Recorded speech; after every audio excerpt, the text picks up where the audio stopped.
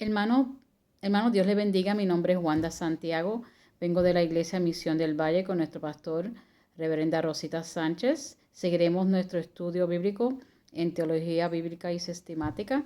En este momento vamos a dar una palabra de oración. Padre Santo, te adoramos y te bendecimos y te damos gracias por esta oportunidad que tú nos brindas, Dios mío, de estudiar de tu palabra a través de tu Espíritu Santo que redarguya nuestros corazones y nos enseñes tus verdades.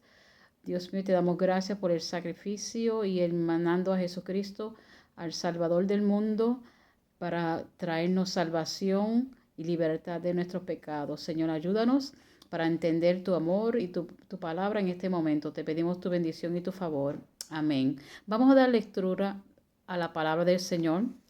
Y primeramente quería decirle feliz Navidad y que tengan un año muy próspero y que a través de esta estamos pasando una pandemia, pero Dios todavía está en su trono y Él es todavía rey.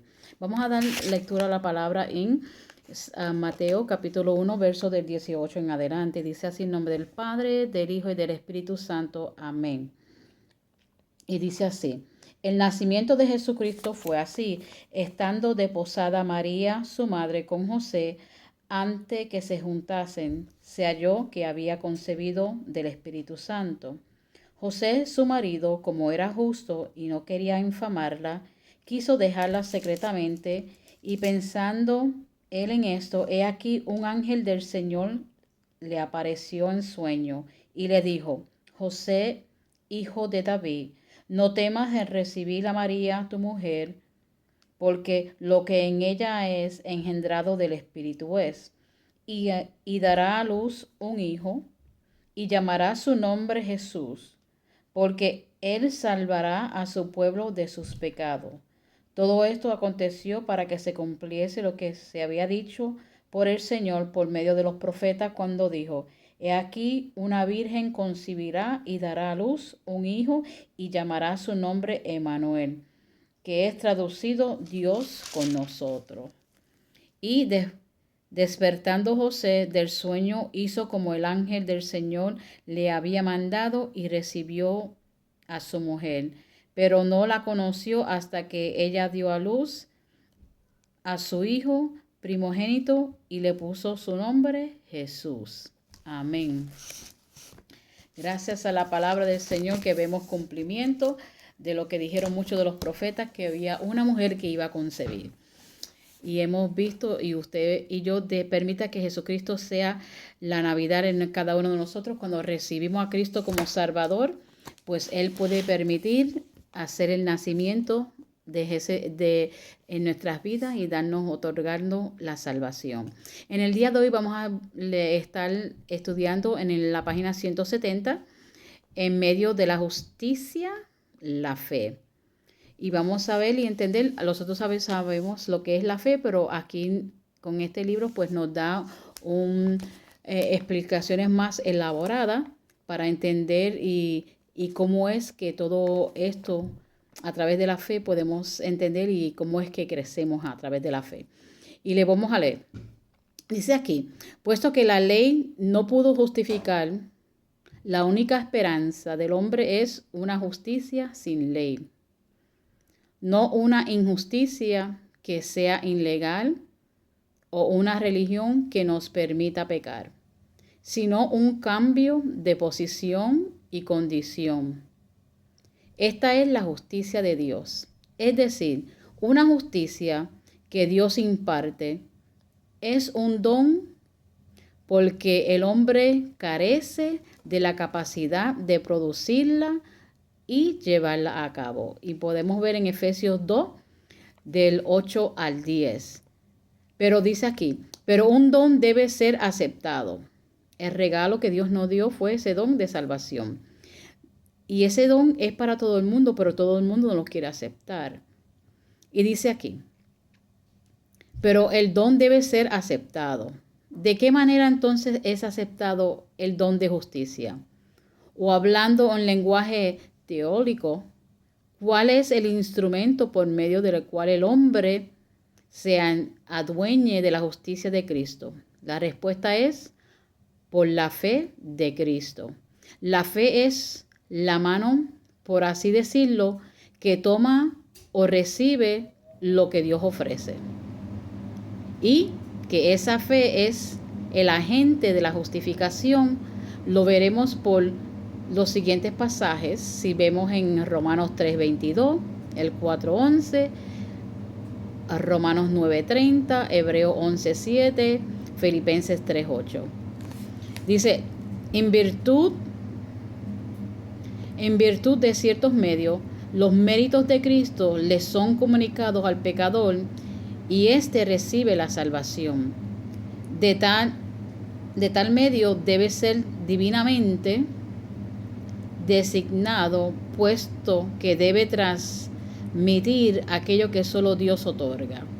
Este medio es a través de la fe.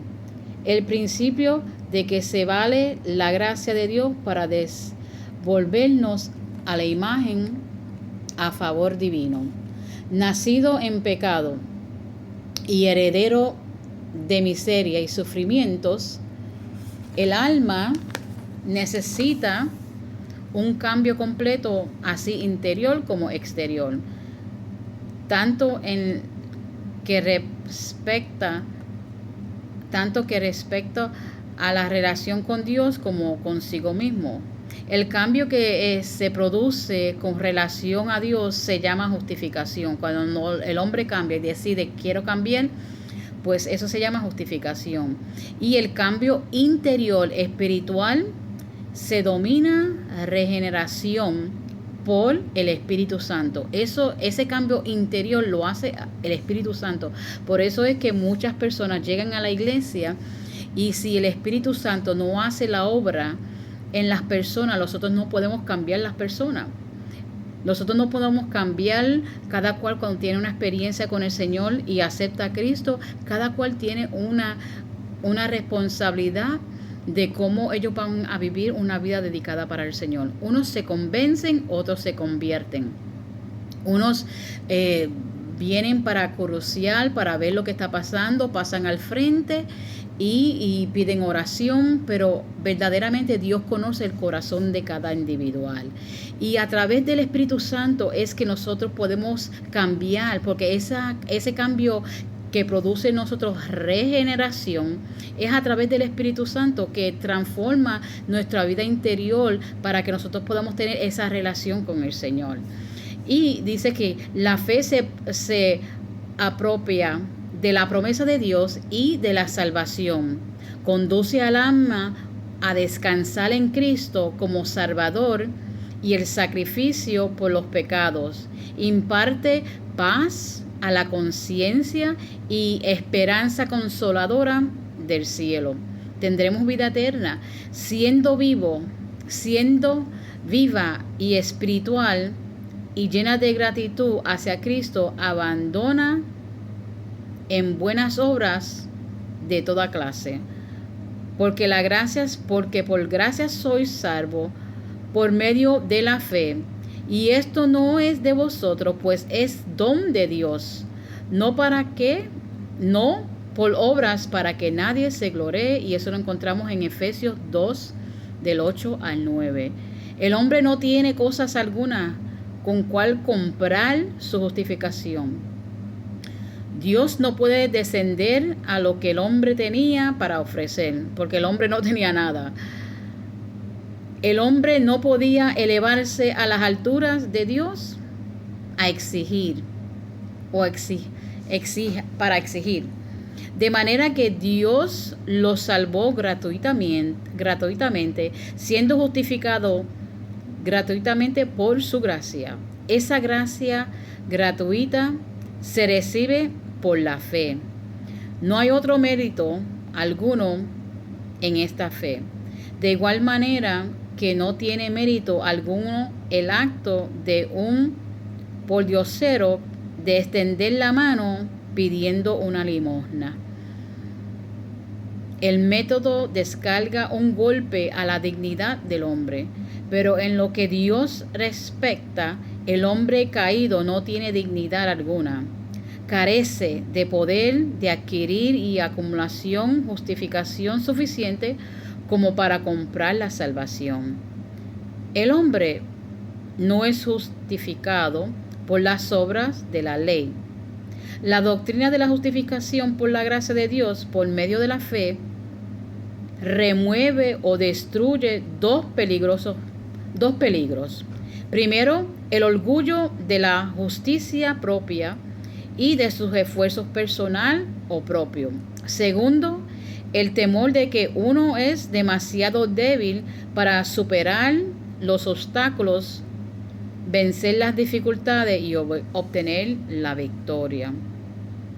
La fe es muy importante y poderosa porque une al alma a Cristo, y esa unión se encuentra el motivo y el poder para una vida de justicia. Porque todo lo que habéis sido bautizado en Cristo, de Cristo estáis revestidos. Pero los que son de Cristo han crucificado la carne con sus pasiones y deseos. Eso encontramos en Gálatas 3:27 y encontramos en Gálatas 5:24. La fe no solo recibe pasivamente, sino que también emplea activamente lo que Dios otorga. Es asunto del corazón. Y creer con el corazón es abarcar y obtener la colaboración de todas las emociones y efectos y deseos en respuesta al ofrecimiento de la salvación hecha por Dios. Mediante la fe, Cristo vive en el corazón. La fe opera el amor. La obra de nuestra fe. Es decir, se trata un principio enérgico y vivificante, como también una actitud respectiva. La fe es entonces un motivo poderoso para la obediencia y para toda buena obra. La fe encierra la voluntad y estas relaciones con todas las buenas elecciones y acciones, porque todo lo que no es fe es pecado. La fe es opuesta a las obras. Cuando las obras significamos buenas acciones de las cuales una persona depende para la salvación. Sin embargo, una fe viva produce obras, y la misma manera que un árbol con vida produce fruto, la fe es justificada y aprobada por las obras.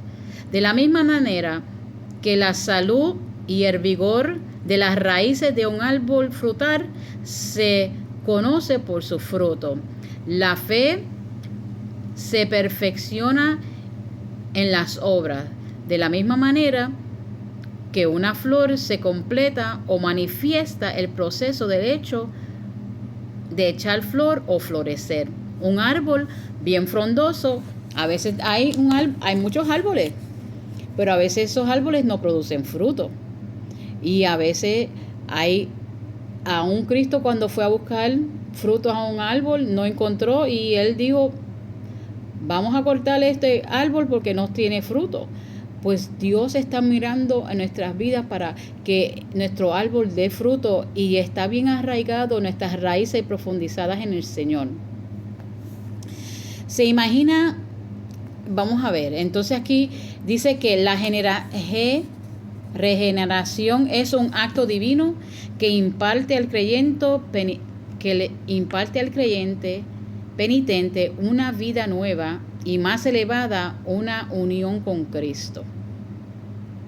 El Nuevo Testamento describe la regeneración en la siguiente manera: un nacimiento. Dios, el Padre, es el procreador. Por el creyente es el que ha sido engendrado de Dios. En primera de Juan 5:1. Nacido del Espíritu. En Juan 3:8. Y nacido de arriba. Traducido literalmente en Juan 3:7, estos términos se refieren al acto de gracia creativa que hace al creyente hijo de Dios. Ya cuando aceptamos a Cristo, ya somos hijos de Dios. Somos engendrados espiritualmente, somos engendrados y ahora somos hijos de Dios. Hay una limpieza, perdón. Dios nos salva por el lavamiento, literalmente baño, de la regeneración, Tito 3:5. El alma fue completamente bañada o limpiada de las inmundicias de la vieja vida y hecha viva en novedad de vida. Una experiencia representa por el bautismo en agua en Hechos 22:16. Una vivificación. Fuimos salvos no solo por el lavamiento de la regeneración, sino también por la renovación del Espíritu Santo, Tito 3:5. También Colosenses 3:10, Romanos 12:2, Efesios 4:23, Salmo 51:10. La esencia de la regeneración es una nueva vida impartida por Dios el Padre por medio de Cristo y por la obra del Espíritu. Una creación. El que creó al hombre en el comienzo y lo alientó y cuando alientó al hombre cuando allá en el huerto del Edén, ¿qué hizo Dios? Hizo al hombre y ¿qué le hizo? Le sopló por su nariz, sopló vida. Y dice aquí que ese aliento de vida, sopló la vida, le recreó la operación de su Espíritu Santo. Y el resultado práctico es el cambio radical en la naturaleza, el carácter, los deseos y los propósitos de una persona. Cada cual es responsable por sus actos, cada cual es responsable. Hermano, nosotros tenemos que dedicar al Señor nuestro carácter, presentar nuestros deseos. A veces son deseos no. Estamos bajo esta naturaleza y este cuerpo no quiere agradar a Dios, pero a veces tenemos que someter a este cuerpo someterlo porque este cuerpo quiere lo fácil, no quiere someterse a las cosas espirituales. Pero el Espíritu Santo que está en usted y en mí, pues desea y anhela y quiere que las cosas de arriba, las cosas espirituales. Vamos a una resurrección. Así como Dios proporciona vida de barro o de arcilla sin vida para que tuvieres conciencia del mundo físico, así también proporcionó vida al alma muerta en pecado y la hace consciente de las realidades del mundo espiritual. Este acto de resurrección de la muerte espiritual simboliza el bautismo en agua. La regeneración es ese gran cambio que Dios opera en el alma cuando le comunica vida, cuando le hace resucitar de la muerte en el pecado a una vida de justicia. Se notará que los términos expresados anteriormente son simples variantes de gran conceptos fundamentales de regeneración, es decir, la comunicación divina de la nueva vida al alma del hombre. Y tres hechos científicos ciertos en que lo respecta a la vida natural también se aplican a la vida espiritual, es decir, que vienen repentinamente, apariencia misteriosamente y se desarrollan progresivamente. La regeneración es una característica única en la religión del Nuevo Testamento. En las religiones paganas permanecían incapaces de cambio de carácter es únicamente universalmente reconocida. Aunque estas religiones proscriban penitencias y ritos por medio de los cuales el hombre puede esperar expiar sus pecados, no hay promesa de vida y de gracia para transformar su naturaleza. La religión de Jesucristo es la única religión que profesa tomar la naturaleza caída del hombre y regenerarle, inculcando en ella la vida de Dios.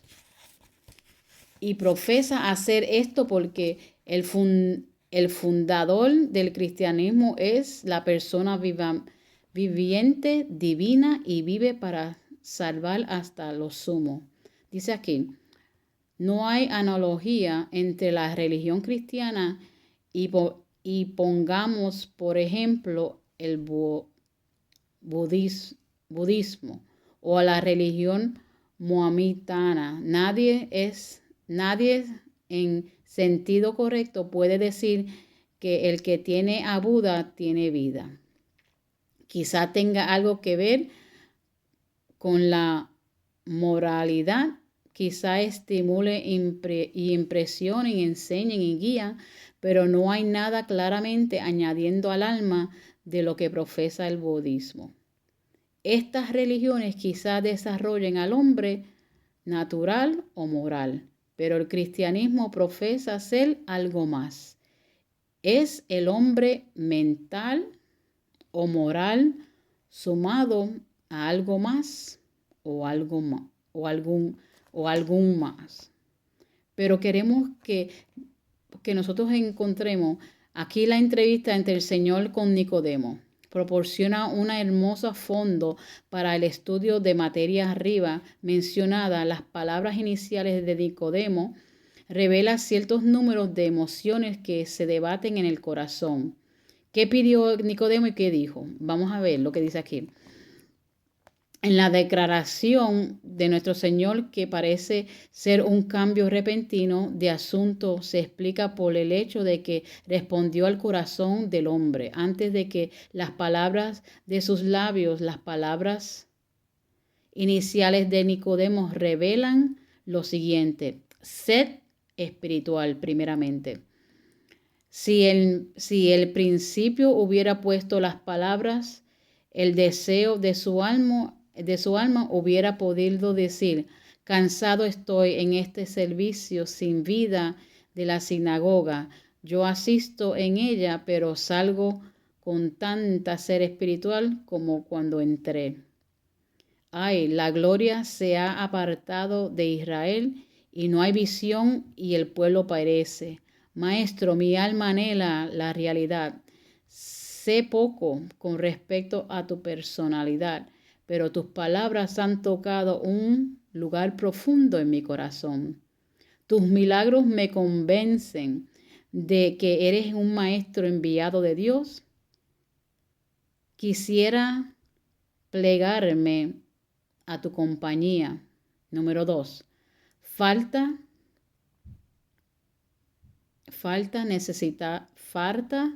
de profundidad de convicciones. Nicodemo sintió su necesidad, pero cree que necesita a un maestro más bien que a un salvador. Al igual que la mujer samaritana quería el agua de vida, pero al igual que ella debía comprender que es un pecador que necesita limpieza, transformación.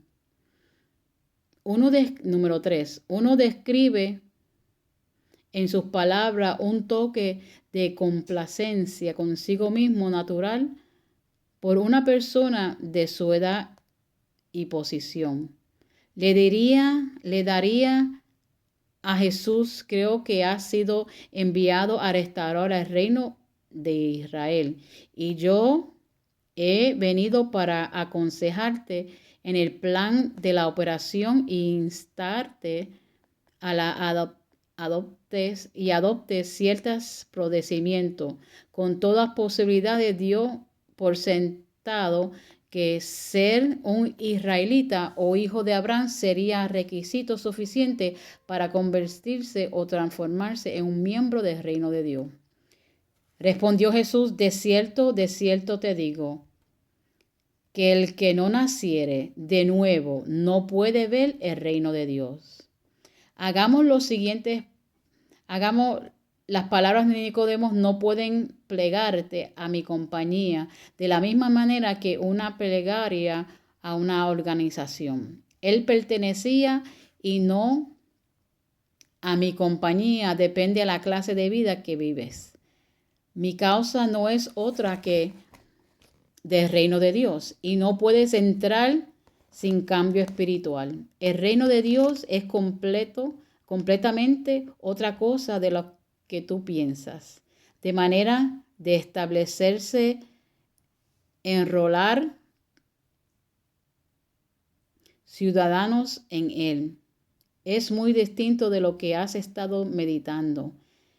Jesucristo señala la necesidad más profunda y universal de todos los hombres, un cambio completo, radical de toda la naturaleza del hombre. La naturaleza de todo del hombre ha sido deformada por el pecado. La herencia de la caída es la deformación y se refleja en la conducta de las personas y sus diversas relaciones.